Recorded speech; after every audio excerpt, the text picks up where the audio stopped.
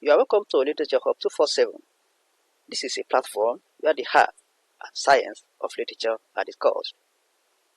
This video is about an African play titled Once Upon an Elephant, written by Bosede Ademilua-Afolayan. This is Acts 1 and 2 of the text. Earlier on this channel, we've discussed the plot summary of the text.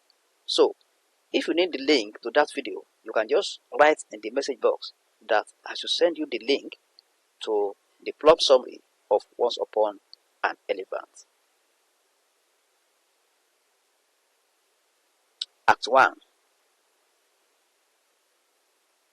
This act takes place in the grove, that is, a forest where rituals are performed.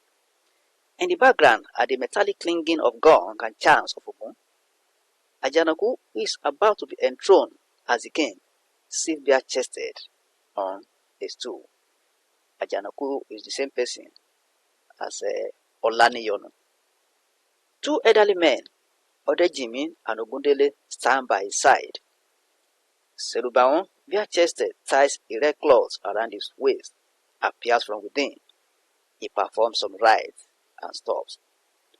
These men are members of the Guild of Hunters, and they are also the kingmakers. The two elderly men, Odejimin and Ogundele, who are not fully carried along by Serubaon, complain about the rites performed on Ajanaku. The Olubori rites to turn him into an immortal being. That is, the rite that is being performed for Ajanaku is to turn him to an immortal being or somebody that cannot be killed, unconquerable. Ajanaku is being installed as the new king when King Akinjobi is still alive. Serubaon is only after the gift Ajanaku brings, also to have control over him. That is, Serubaon is after the gift brought by Ajanaku for them, and also his plan is to have control over Ajanaku when he eventually becomes the king. Serubaon says King Akinjobi, who is his friend, is sick and weakened to perform his duties as a king. He says he has tried all possible means to revive him, but all to no avail. He argues that the community needs to move forward and install a new king. He debunks the assertion of the people that Ajanaku is a rascal and that it is a youthful misdemeanor. Ogundele responds that Akinjobi may be hale, but he is sane and still alive. The custom still recognizes him as the king. Odejimin also argues that appointing a new king should not be a sole responsibility of Serubaon, since there is a council for the purpose. He adds that there are even other sons of Akinjobi better than Ajanaku. This tells us that the other members of the Guild of Hunters are not carried along by Serubaon. Serubaon in his response says they are the kingmakers and he heads the council, hence there is no difference. He reminds them that Ajanaku has assisted them in the past and tells them that their own gifts are inside and he exits. Odejimin says that the eldest son of the king, Badiri, is alive, and the fact that Ajanaku has helped in the past should not cloud their sense of thought. They should know the right things to do. He suggests that the matter be reported to the elders. Ogundele counters him that he cannot report to the elders because they will not believe them, as they are already implicated in the arrangement. He is saying this because Serubaon has presented this as if they are all carried along in the process. Odejimin still insists that they should not fold their arms and allow Olaniyono, Ajanaku in brackets, who he also refers to as a rascal, becomes the king. Ogundele responds that they should first take care of the king and revive him back to life, that is, the healing king, Akinjobi. He says maybe that can stall Serubaon's plans. He then goes in to take his own gift, while Odejimin does not care about the gift. That is Act 1. Now we will continue with Act 2. Please, if you are new on this channel, try and click on the subscribe button so that you have access to all our videos and also click on the bell icon there so that whenever any video is released, you'll be notified. Now, Act 2. The setting of this act is a bush. Desola, Solubawan's daughter, is under a big tree in the bush. There are all indications that she's waiting for somebody as she sits and stands at intervals. Odekunle, Odejimi's son, who is Desola's lover, creeps on her silently from behind, apparently to scare her. The venue is the usual meeting point for discussions. Odekunle does scare Desola, who asks him what kept him late. Odekunle explains that he had to pretend to his father that he was sick so that he would not follow them to the forest for hunting. So he pretends to his father that he was sick so that he would not be taken to the forest for hunting. He tells Desola that the hunters have gone into the forest to hunt in preparation for the new king's coronation.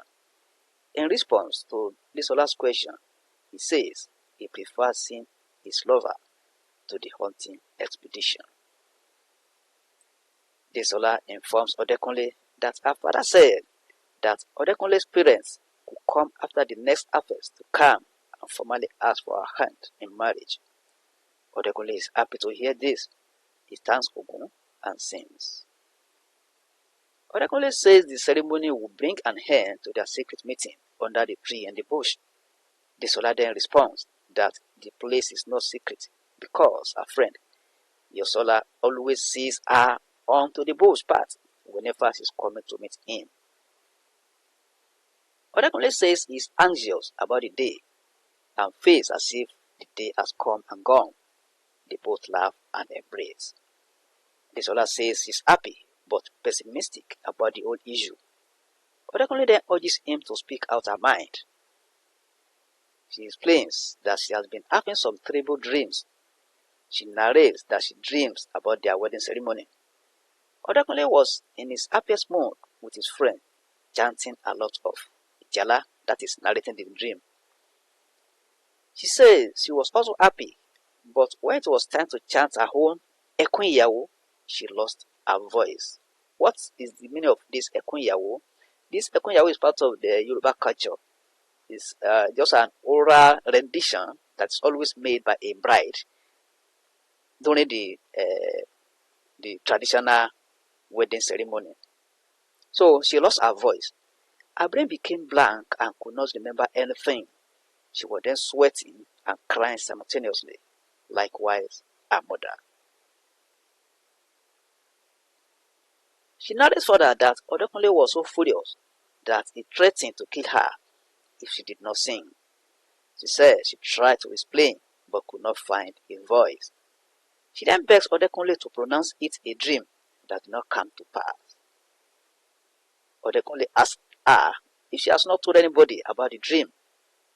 He says it's not a good thing to be telling people bad dreams. Desola says Yosola told her mother and wants her to tell her father. Odekunle cautions her not to tell her father because it might affect their marriage. He explains further that Desola's father, Sulubawan, and the Hunters Guild are having some quarrel, and his father and Desola's father are the most at loggerheads regarding the choice of Prince Olaneyonu, that is Ajanaku. Desola says she thinks the prince was chosen by the elders, as her father told her mother. Odekunle responds that Sulubawan chose Olaneyonu single-handedly. Desola then says that it is too late to stop the coronation as the new king will be crowned in a few days. He then urges Odekunle to suspend the coronation issue and focus on their home. That is Act 2 of Once Upon an Elephant. As I said earlier, if you are new on this channel, please click on the subscribe button and the bell icon so that you have access to this to any video on this channel. And also, you can also share any of our videos on any social media platform. You can invite your friends to join us. Thank you and God bless.